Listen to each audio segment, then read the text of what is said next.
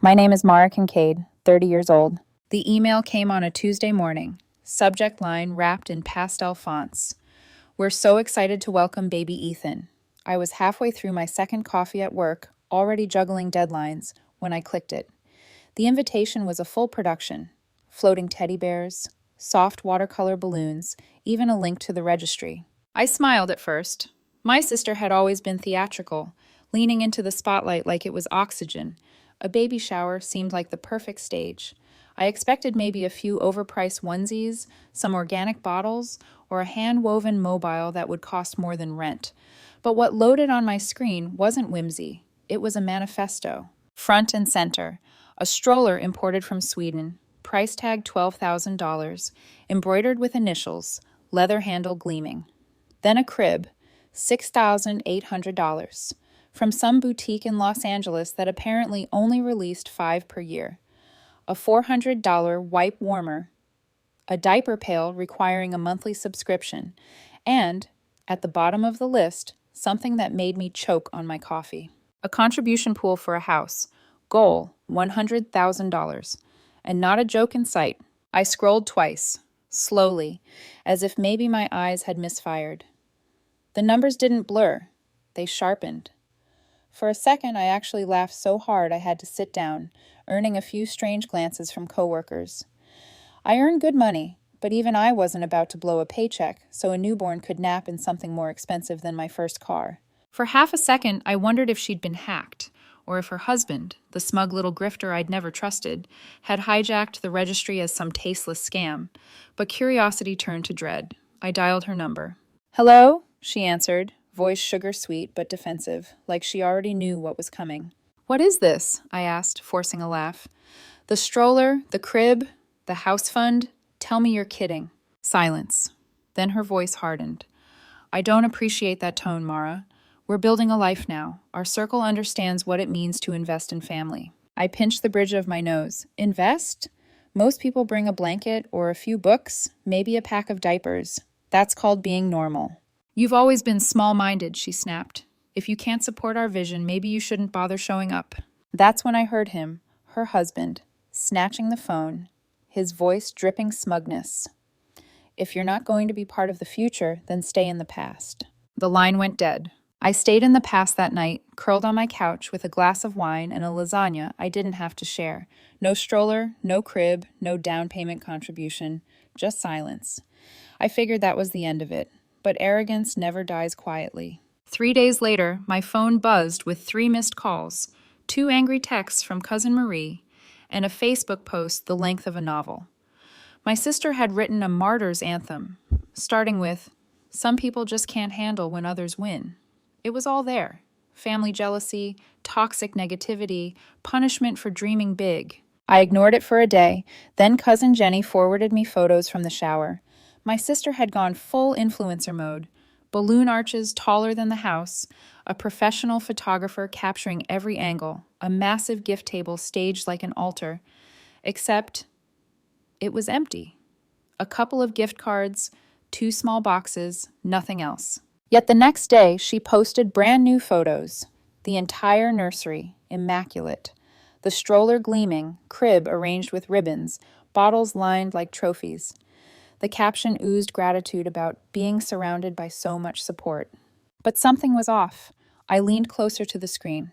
Tags dangled from the stroller, glossy, untouched. The crib mattress was still sealed in plastic. Everything looked showroom perfect. Too perfect. My brother called 10 minutes later. "You see it?" "See what?" "The stroller," he said, smirking. 5 minutes on Google reverse image search. It's from a luxury baby rental site. You can rent the whole setup, crib, stroller, even the diaper bag, for $300 a day. Instagram moms do it all the time for shoots. I sat back, cold settling in my stomach. It wasn't just greed, it was performance, delusion, a fantasy she demanded everyone else fund. That's when the laughter stopped, because I knew something my sister didn't think I knew, something I'd buried for years. She had always been reckless, entitled, obsessed with appearances, but in 2020, I saw the truth. She'd moved back in with Mom and Dad, swearing it was temporary. Just a few weeks. She stayed 6 months. claimed she was job hunting, but I came home mid-afternoon to find her screaming at her laptop. Not resumes. Online poker. Blackjack. Sports bets. Her savings vanished in 3 months. Then her jewelry. Then the laptop itself. One night, I found her in the kitchen, crying, whispering she was in debt, begged me not to tell Mom. I lent her $12,200. It evaporated in 3 days.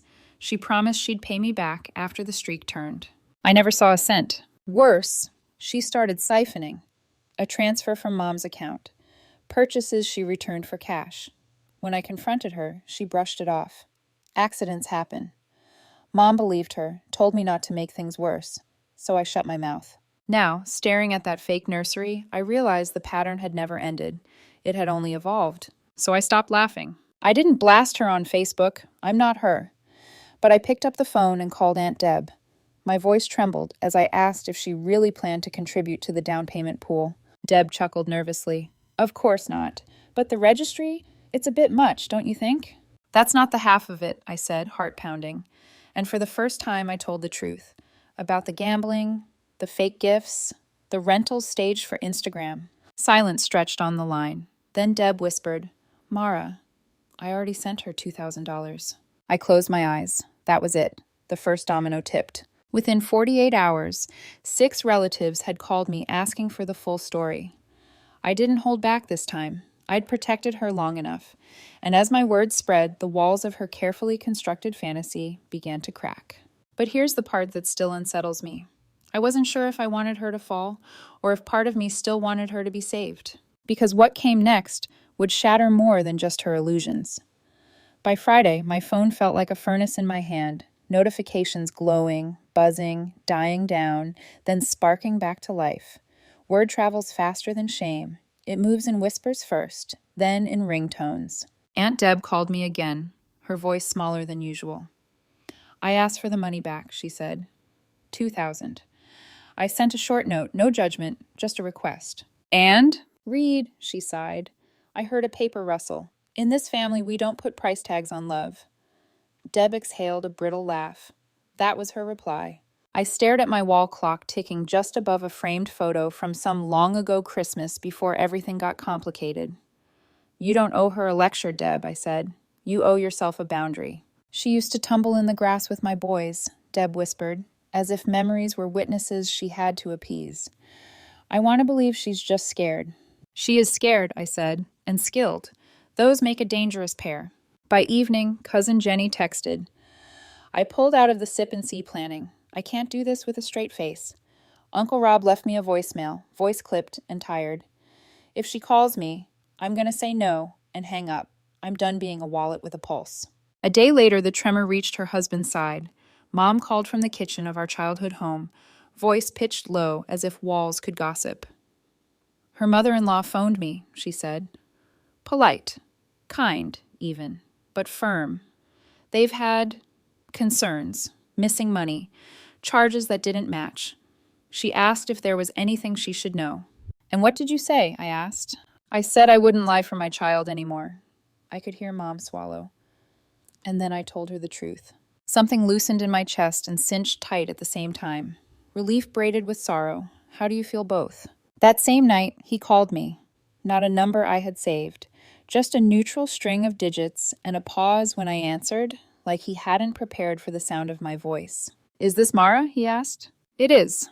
This is probably strange, he said carefully, like he was stepping onto a frozen pond. I need to know if my wife has a problem. A real one, not just stress. I thought of the rental stroller's untouched tags, of cashback returns, of the blonde dealer in a pixelated poker room reflected in my sister's pupils when she didn't know I was watching. She does, I said, and pretending she doesn't is another problem. He didn't defend her. He didn't blame me. He just breathed, a measured inhale that sounded like someone memorizing the path out of a burning house. Thank you, he said. I've spoken with someone about our accounts, about keeping things stable for the baby. I caught the subtext. Lawyers don't always announce themselves in sentences. Sometimes they arrive as cautious nouns. Be kind, I said. Be careful. I was both, he said, voice steady now, for a long time. When we hung up, the quiet felt heavier, like silence with elbows. The next afternoon, my doorbell rang without warning. I knew the rhythm of that touch before I even checked the peephole, impatient, performative, like knocking was a stage and she was hitting her mark. I opened the door to my sister standing on my porch in oversized sunglasses, hair scraped into a ponytail too tight to be casual. Her phone was in her hand, recording, God help me, or maybe she was just gripping it like a talisman. She swept past me without being invited, words spilling like coins that didn't belong to her. You think you're a hero, she said, storming toward my kitchen. Congratulations, you lit the match and walked away. Now everything's burning, and you're posting quotes about boundaries. I don't post quotes, I said, closing the door quietly. I don't perform at all. She whirled. Aunt Deb wants her money back. Jenny's acting like I asked her to sell a kidney. His mother, her breath hitched. He moved out, Mara. He packed a bag and said he's staying with them until things calm down. She threw air quotes that sliced. You did this. No, I said, you did this. I just stopped covering it. Her face flickered, hurt, fury, calculation. You're jealous, she said, as if reciting a spell. You've always been... Jealous of what? I asked, and my voice surprised me with how gentle it sounded. The panic between your ribs? The way you can't sleep unless you've got a plan to make someone else fix it? We stared at each other, two continents finally admitting the ocean between them. Then I added low, You're lucky I didn't tell them the rest. Something in her faltered. For a heartbeat, she was the girl in our parents' kitchen, whispering, Please don't tell, eyes glossy with ruined promises. Then she straightened, regrouped, and spat out, If you won't help me, at least stop sabotaging me. I'm not sabotaging you, I said. I'm refusing to be your insurance policy. She left without slamming the door. That was somehow worse. I stood at the sink, fingers curled around the counter, until the laminate left little half-moons in my skin. When my phone buzzed again, I didn't check it for a long time. That night, Mom called, voice brittle. I'm tired, Mara. I know. I'm tired of remembering birthdays and forgetting to say no. She drew in a breath that felt like a confession. I've enabled her. I told myself I was loving her. Maybe I was just scared of losing her. Those things can look identical, I said. What would you do if you were me? I looked at the dark square of my kitchen window, my own reflection framed by night. Tell the truth once and let it stand. She was quiet for a long, sacred beat. Okay, she said finally. The family group chat dinged 20 minutes later. It was a place of emojis and casserole photos, political landmines, and baby pictures. Now it held a single message from my mother. No more money. If you choose to help her, do it knowing the truth. There were no fireworks after, no debate, just a long, cold quiet that spread through the branches of the family like frost. Over the next week, what used to be easy for her became sticky. People who'd always bent began to hold their shape. The babysitter she'd raved about messaged her that a family emergency meant she couldn't start next month after all. The yoga coworker, like a sister, my sister had always bragged, softly untagged herself from old photos. The neighbor who had promised to sew custom curtains for the nursery stopped answering texts. Even the cheerful barista who called her sunshine looked through her like she was weather on a different horizon. And then the refunds started. Aunt Deb's email was civil and surgical. Given recent information, I'm requesting the return of my contribution. Cousin Jenny, whose generosity had always been half money and half errands, sent a Venmo request with a single leaf emoji, as if forgiveness might grow there if watered. A family friend from the in-laws' side, Lisa, the one my sister had delighted in impressing, wrote, I can't carry this for you. No response from my sister. Not to them, not to me. Avoidance became the new performance. Silence, her most persuasive costume. Uncle Rob called me. 2 mornings in a row, his gravel voice carved by decades of shift work. I told her husband months ago I'd help redo the nursery, he said. We even priced paint. Then I learned she blew their joint savings on a parlay she said was guaranteed. I pulled out. I told him to get out before she takes everything that isn't nailed down. I didn't ask how he knew the word parlay. Families learn each other's vocabularies the way cities learn the names of storms. By midweek, my sister's Instagram slowed to a trickle of vague quotes in white serif fonts on beige backgrounds. Growth is painful. Change is painful. And then went dark. That's the thing about curated lives. They starve without applause. Her husband texted me again, 3 words that didn't pretend to be brave. Thank you for clarity. Clarity is heavier than it looks. You don't carry it. It carries you, whether you want to go or not. 2 days later, she came back to my door. No sunglasses this time. No makeup, no gloss. The sheen was gone, and so was the stage. She looked smaller. Not performative small, a different kind, like her bones had learned something heavy.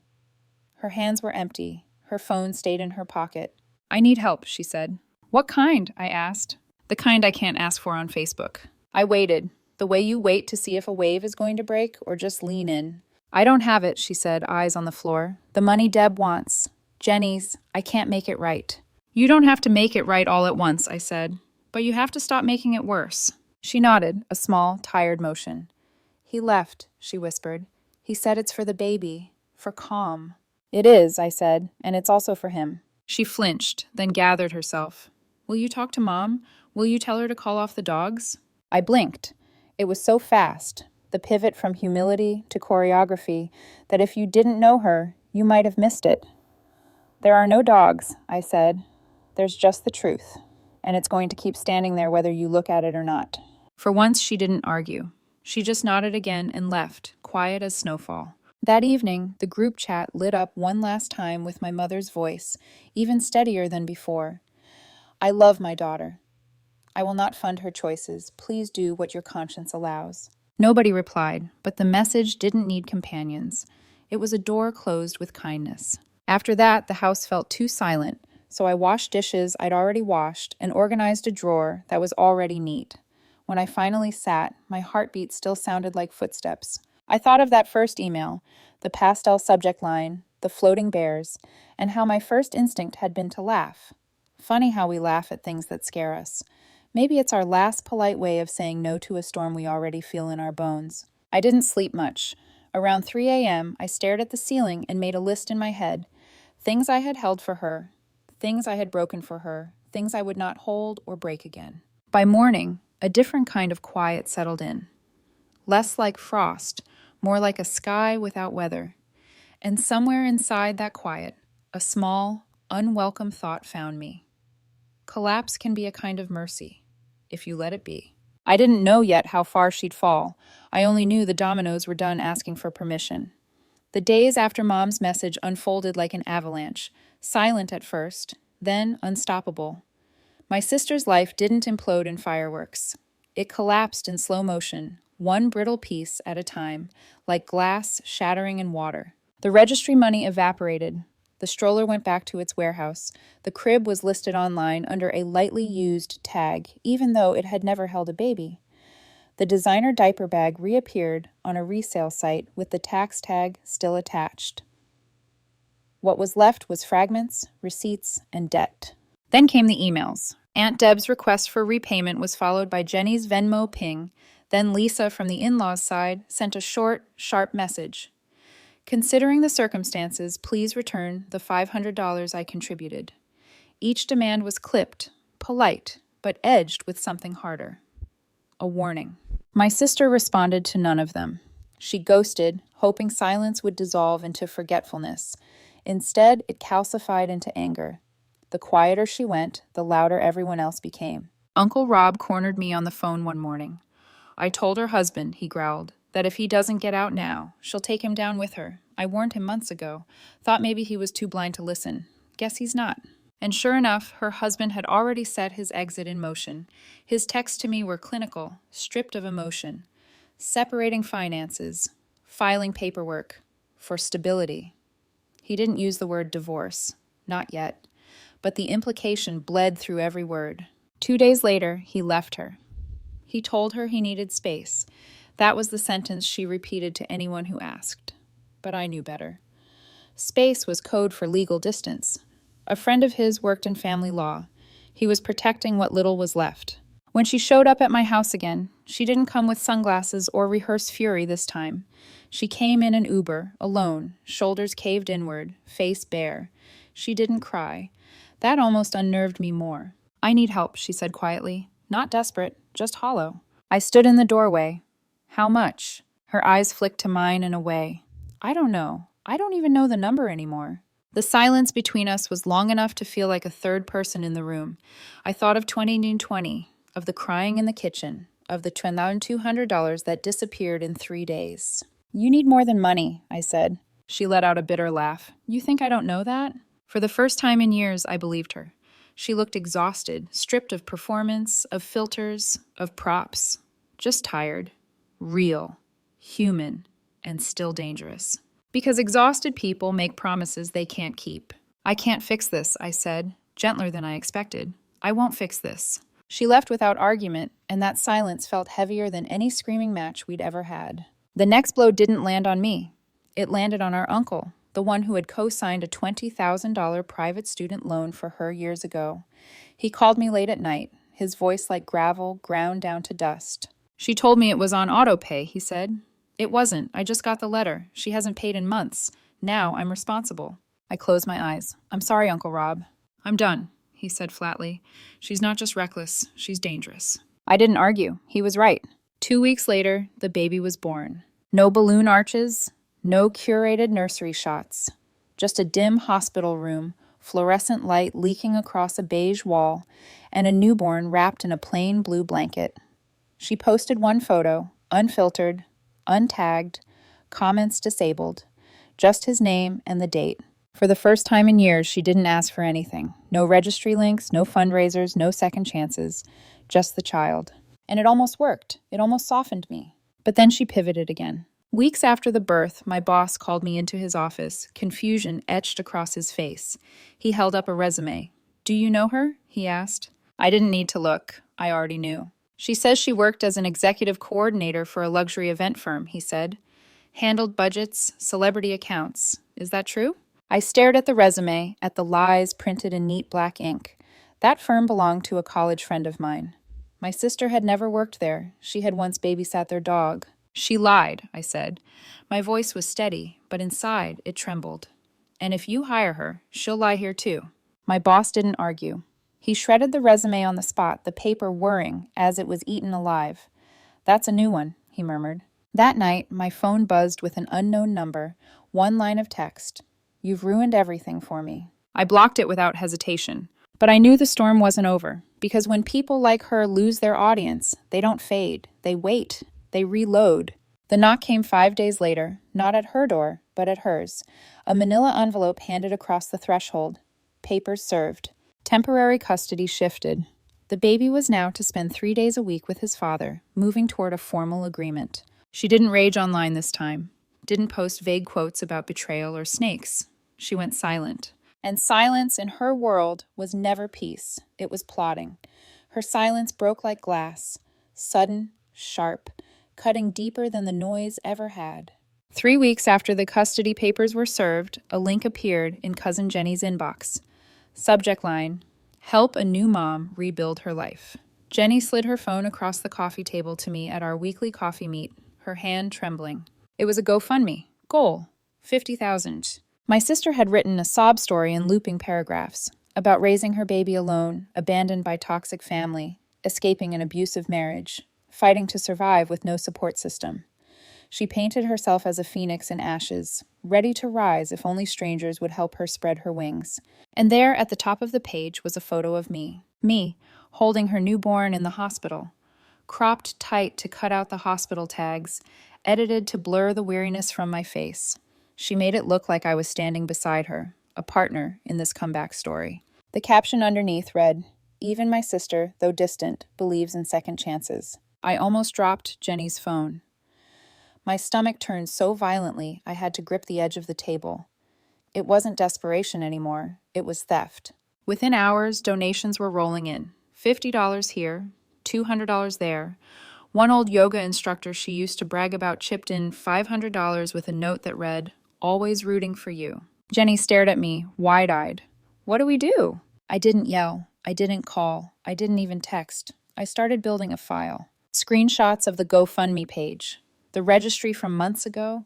The photo of the rented stroller with tags dangling. Screenshots of texts where she promised refunds, then vanished. Receipts of debts left unpaid. The fake resume she'd sent my boss. I sent it all to GoFundMe. Less than 2 days later, the campaign vanished. The money, almost $3,000, refunded to donors. But the fallout wasn't digital. The yoga instructor who donated posted publicly on Facebook, "I gave money to someone I thought was in crisis. Turns out it was all lies. She used her own family as props. This is why trust is so fragile." The post spread like wildfire, shared, commented, dissected. Neighbors chimed in, old coworkers, friends who'd kept quiet until then. Her last fragile circle crumbled under the weight of betrayal. And that's when she showed up again. It was late at night when Mom called me, voice hushed. "She's here," Mom whispered. "On the porch, with the baby." I drove over. By the time I arrived, my sister was inside, sitting at the dining table with a grocery bag by her feet, half a box of formula, a pack of diapers. No designer tote this time. No curated performance. Just survival supplies. Her face was bare, her eyes red, not from fake crying, but from real exhaustion. The baby slept against her chest, his tiny breath soft, oblivious to the wreckage he'd been born into. "I'm not here to ask for money," she said quietly when she saw me. "I just need a place to rest. I need to figure things out." For a flicker of a moment, I almost believed her. But then, too soon, she slipped. "Can you talk to Mom for me?" she asked. "Convince her to tell people to stop, to let me breathe. You've already ruined so much." Mom's chair scraped against the floor as she stood. Her voice was low, steady, the kind of voice she only used when she'd had enough. "Mara didn't ruin your life," she said. "You did that. She just stopped covering for you." The room went still. My sister's lips parted, but no sound came out. It was the first time she'd been told the truth without a cushion. The next day, she sent a message to the family group chat. No emojis, no drama, just words. "I've made a lot of mistakes. I'm trying to fix them. I don't expect forgiveness, but I want to do better. If anyone wants to see the baby, I'd be grateful. If not, I understand." Responses trickled in. Jenny said she'd bring baby clothes. Uncle Rob wrote that he'd pray for her. Aunt Deb sent a thumbs-up emoji, the closest thing to a treaty she'd ever give. I stayed silent. A week later, an email from my sister appeared in my inbox. It was long, longer than any apology I'd ever seen from her. She wrote about therapy sessions, about meetings she was attending, about stocking shelves at a local grocery store. She admitted shame, said she didn't even recognize herself anymore. She wrote that she didn't blame me anymore, that she understood why I did what I did, that she wanted her son to see what accountability looked like. She wrote that she'd save a seat for me at every birthday, every holiday, no matter how many years passed. "You'll always be welcome," she wrote. I read it twice, and for a brief, fragile moment, it almost worked. But then I remembered every apology that came before, the tears in the kitchen, the promises that dissolved, the scams that followed. I remembered the way she'd used my face on her fundraiser without permission. So I didn't reply. I let the email sit in my inbox for a week. Then I deleted it. No response, no closure, just silence. Christmas Eve came. Jenny organized a small dinner, cautious but hopeful. Mom called the night before, voice thick. "Just for the baby," she pleaded. "Please think about coming." That morning, I brewed coffee, stared at my ceiling, and wired $1,000 to Mom's account with a note. "For the baby's first Christmas. Use it how you want." Then I stayed home. Later, I heard the dinner was quiet. The baby wore a donated red sweater and smiled the whole night. My sister was calm. Different, they said. Not fixed, but softer. Maybe she was, but I wasn't going back. The holidays passed in cautious whispers. A Christmas that once would have been bloated with expectation was now quiet, pared down to survival. From what I was told, the dinner Jenny arranged felt less like celebration and more like a truce. No big speeches, no fights, just safe conversations circling around the baby, as if everyone had silently agreed he was the only reason worth gathering anymore. I wasn't there. I'd sent money through Mom, a practical gesture stripped of sentiment. And yet, even absent, I felt tethered to the moment by secondhand reports. They said the baby smiled all night. They said my sister seemed calmer, smaller, like she had finally stepped off the stage she'd been performing on for years. Maybe that was true, but I knew better than to confuse quiet with change. In January, she texted me for the first time in weeks. Just one line, "Thank you for not giving up on me completely." I stared at the screen. My thumb hovered. I didn't respond, because not giving up wasn't the same as letting her back in. Still, I couldn't deny the reports trickling through family like weather updates. Jenny stopped by and said the apartment looked clean. The baby well fed, my sister tired, but real. Aunt Deb left old toys from her basement on the porch. Uncle Rob tucked a check into a card with a note scrawled on the inside. For the baby, not you. Even Mom extended an olive branch, an invitation for Sunday dinner. Just her and the baby. It wasn't redemption. It was something smaller, fragile, like people circling a wild animal that might still bite, but lowering their hands slowly. She didn't ask for money again. She didn't post vague quotes online. Her Instagram went private, her GoFundMe was dead, and for the first time in years, she got a real part-time job stocking shelves at a grocery store. It wasn't glamorous, it wasn't curated, but it was something. Every so often, I'd get another email from her. Long, vulnerable confessions about therapy, about trying to find her reflection in the mirror again. She wrote that she wanted her son to know what accountability looked like, that she'd save me a seat at every birthday party in case I changed my mind. And I'll admit it, I read them, sometimes more than once, sometimes with tears I wouldn't let anyone else see, because a part of me wanted to believe. But then I'd remember. I'd remember every apology that dissolved into the next scam. I'd remember the money she siphoned from Mom's account, the $12,200 she burned through in 3 days, the way she'd cropped my face into her GoFundMe pitch like I was her accomplice. Forgiveness is not amnesia. It's not the erasure of scars, and my life was already tattooed with the damage of her chaos. So I didn't respond. The months blurred into a tentative routine. She kept to her quiet circle, sending updates to the family group chat. Sometimes a blurry photo of the baby smiling with applesauce on his cheeks. Sometimes a short message. First steps today. Never a demand, never an ask. And I stayed on the sidelines, silent but watching. Not because I hated her, because I finally understood peace was fragile, and I had no intention of letting her near mine. When Easter came, Mom called me with a careful voice. She's different, she said. Not cured, not fixed, but different. I think she's really working on herself. I just listened, because maybe she was. Maybe she had finally decided to climb out of the pit she'd spent years digging. But whether or not she rose didn't matter to me anymore. What mattered was that I no longer felt the urge to climb down there after her. She still sends me updates.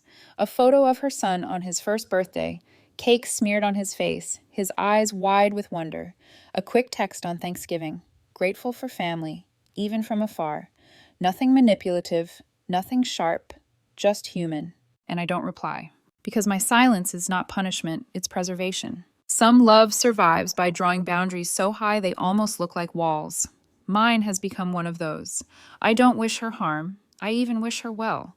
But wishing doesn't mean walking back into the fire. In the end, she found her way back to parts of the family. Small steps, small gestures. But I didn't. I chose to remain outside the circle. Because even if she rebuilt her life perfectly, even if every apology became truth, the scars she left in mine are permanent. And some of us need distance not to hate, but to heal. The story didn't end with a blowout fight or a cinematic reconciliation. It ended in something quieter. A locked door, a baby's laugh, muffled through it, and me on the other side, grateful, resolved, at peace. Because sometimes love doesn't mean letting someone in. Sometimes love means knowing when not to open the door.